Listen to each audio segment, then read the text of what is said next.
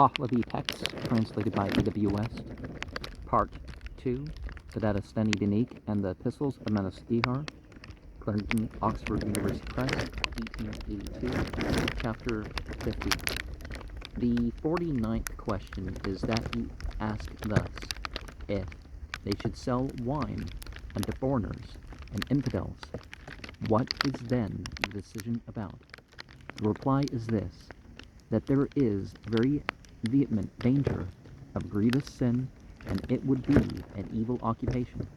But if through the operation of that wine selling of theirs, the wine is kept more away from those who become worse through immoderate drinking of wine, and comes to those who drink wine in moderation, whom they cause to become better through drinking the wine more than when they shall not practice that selling of the wine, then through that selling of theirs, the power which is in the wealth by their keeping away, of which a man is confirmed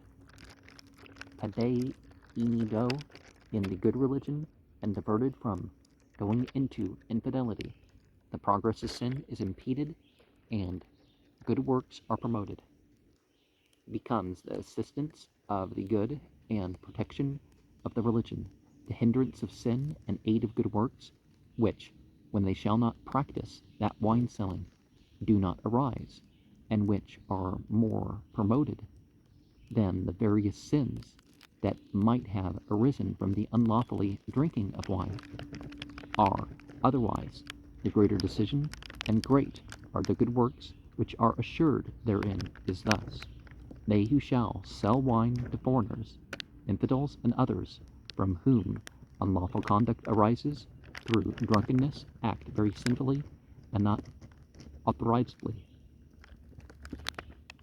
And so,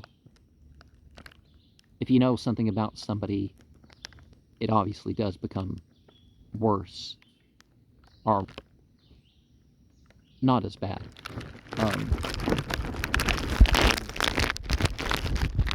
Sell or give or whatever, something to them.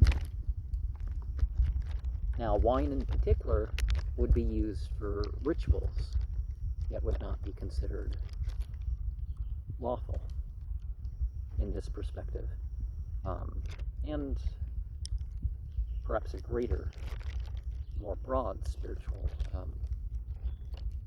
context of law. So therefore, that would specifically not be something that they would sell the wine over to. Now, I'm not saying that one should use wine. In the church I was raised in, initially they did use wine, and then they stepped away from that because people poisoned the wine. And so, in my belief, though, it doesn't matter whether one's a foreigner or not.